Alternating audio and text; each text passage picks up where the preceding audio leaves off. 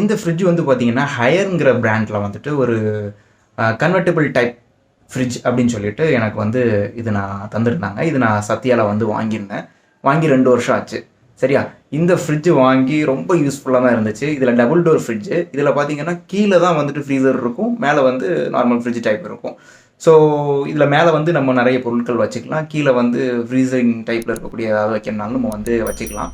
ஒருவேளை கீழே நம்ம ஃப்ரீசர் தேவையில்லை, அதுவும் ஃப்ரிட்ஜாகவே இருக்கட்டும் அப்படின்னு சொல்லியாச்சுன்னா அதையும் நம்ம வந்து ஃப்ரிட்ஜ் மாதிரி யூஸ் பண்ணிக்கலாம். ஸோ அதனால தான் இதை கன்வெர்ட்டபிள் ஃப்ரிட்ஜுன்னு சொல்லிட்டு சொல்கிறாங்க. ஸோ நல்லா இருக்கு ஆப்ஷன்ஸ்னு சொல்லிட்டு அந்த சமயத்தில் வந்து ஒரு 28,000 வரைக்கும் ஆச்சு, அரௌண்ட் 30,000 வச்சுங்களேன். அந்த ப்ரைஸ் வரைக்கும் ஆச்சு. நான் வாங்கிட்டேன். வாங்கி இது வரைக்கும் யூஸ் பண்ணிகிட்டு இருக்கேன். நல்லா தான் யூஸ் ஆகிட்டு இருந்துச்சு. திடீர்னு வந்து பார்த்தோம் அப்படின்னு சொல்லியாச்சுன்னா ஒரு வாரம் வீட்டில் வந்து யாரும் ஆட்கள் இல்லை. அந்த சமயத்தில் வெளியே போயிட்டு திருப்பி வரும்போது பார்த்தா ஃப்ரிட்ஜ் வந்து ஆன் ஆகலை. டோரை ஓப்பன் பண்ணுறேன், எந்த ரெஸ்பான்ஸும் இல்லை. உள்ளே வந்து கம்ப்ரஸர் எதுவுமே ஓடலை. நான் ஹையர் கம்பெனிக்கு வந்து கம்ப்ளைண்ட் ரைஸ் பண்ணியிருந்தேன். அவங்களே வந்து இதில் ஸ்டிக்கர்லாம் ஒட்டியிருக்காங்க. முதல்ல கம்ப்ளைண்ட் ரைஸ் பண்ணும்போது அந்த கம்ப்ளைண்ட் அவங்க கேட்கும்போது, சார் கம்ப்ளைண்ட் என்னங்கிறத ஃபைன் பண்ணுறது இங்கே சர்வீஸ் பர்சன் வருவாங்க, அதுக்கு 450 ரூபா கொடுத்துடணும் அப்படின்னாங்க. ஓகே, நோ ப்ராப்ளம் அப்படின்னு சொல்லியாச்சு.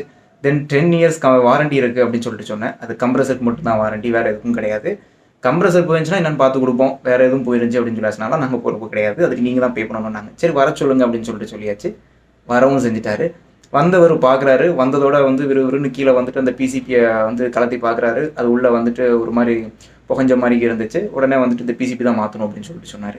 சரி சார், பிசிபி மாற்றணுமா, எவ்வளோ வரும் அப்படின்னு சொல்லிட்டு கேட்டேன். சார் சர்வீஸ் ஃபீஸ் ஒரு 450, பிசிபி வந்து ஒரு 2,800, அதுக்கு வந்து ஒரு ஜிஎஸ்டி ஒரு 400, ஆக மொத்தம் கிட்டத்தட்ட ஒரு 3,800 200 வரைக்கும் ஆகும் அப்படின்னு சொல்லிட்டு சொன்னார்.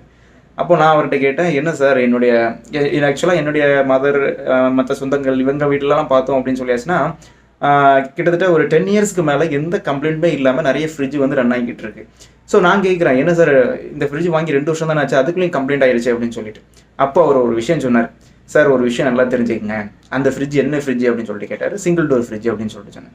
சார் சிங்கிள் டோர் ஃப்ரிட்ஜுக்கும் மல்டி டோர் ஃப்ரிட்ஜுக்கும் உள்ள வித்தியாசம் என்ன அப்படின்னு சொல்லியாச்சுன்னா, அதில் பிசிபி டைப்பில் எதுவுமே வராது, எலக்ட்ரானிக்ஸ் எக்யூப்மெண்ட்டே அதில் வந்து பெருமளவில் இருக்காது. இதில் அப்படி கிடையாது. பட் ஆனால் இது வந்து 240 வோல்ட் தான் வந்து கன்சியூம் பண்ணும், உங்களுக்கு வந்துட்டு கரண்ட் செலவு மிச்சப்படுத்தி கொடுக்கும். ஆனால் இதே மாதிரி ஏதாவது வந்துட்டு பிசிபிலையோ சென்சார்லையோ ஏதாவது ப்ராப்ளம் வந்துச்சு அப்படின்னு சொல்லியாச்சுன்னா செலவும் பயங்கரமாக இருக்கும். இதுக்கு நீங்கள் வந்து என்ன பண்ணி வச்சுருக்கணும் அப்படின்னு சொல்லியாச்சுன்னா 1 இயரில் வாரண்டி முடிஞ்சிருந்திருக்கும், நீங்கள் எக்ஸ்ட்ரா ஒரு 1 இயர் போட்டு வச்சுக்கணும் வாரண்டியா அப்படிங்கிற மாதிரி சொன்னார். அப்படியா, அப்போ எக்ஸ்ட்ரா 1 இயருக்கு எவ்வளவு அப்படின்னு சொல்லிட்டு கேட்டேன் வாரண்டிக்கு.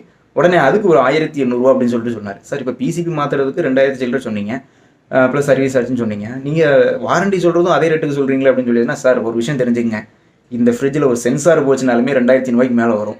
ஸோ இது வந்து நீங்கள் கன்வெர்ட்டிபிள் டைப் வேறு, பிசிபி போர்டு மட்டும் 4 போர்டு இருக்கும்.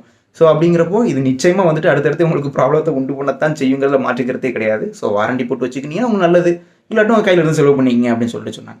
ஸோ இதை என்ன மாரல் சொல்ல வரேன்னு சொல்லியாச்சுன்னா, நாம் கடைக்கு போய் ஃப்ரிட்ஜு வாங்க போகும்போது நிச்சயமாக அங்கே உள்ளவங்க வந்துட்டு இந்த மாதிரியான விஷயங்களை நமக்கு வந்து சொல்கிறது இல்லை. 5 ஸ்டார் சார், கரண்ட் செலவு கம்மியாக இருக்கும் சார், 10 இயர்ஸ் வாரண்டி சார் அப்படின்றத வாரண்டியா அதுவா இதுவா அப்படின்னு சொல்லிட்டு பார்த்துட்டு நம்ம இம்ப்ரெஸ் ஆகி நம்ம என்ன பண்ணியிருந்தோம், கொடுக்குற காசை கொடுத்து நம்ம வாங்கிட்டு வந்துருந்தோம் புது ஆப்ஷனை பார்த்து. பட் அவர் என்ன ரெக்கமெண்ட் பண்ணுறாரு அப்படின்னா, சார் சிங்கிள் டோர் வாங்கியிருந்தீங்கன்னு சொல்லியாச்சுன்னா உங்களுக்கு இந்த பிரச்சனையே கிடையாது, அது பாட்டு லைஃப் லாங்காக கிடக்கும் அப்படின்னு சொல்லிட்டு. அதுக்காக நம்ம சிங்கிள் டோரும் வாங்க முடியாது, அட்வான்ஸ் நோக்கி போகத்தான் செய்யணும். பட் அட்வான்ஸ் நோக்கி போகிறவங்க ஒரு விஷயம் நல்லா யோசிச்சுங்க, உங்களால் தொடர்ந்து வாரண்டியை வந்து போட்டு வச்சுக்க முடியுமா அப்படிங்கிறத பார்த்துக்குங்க.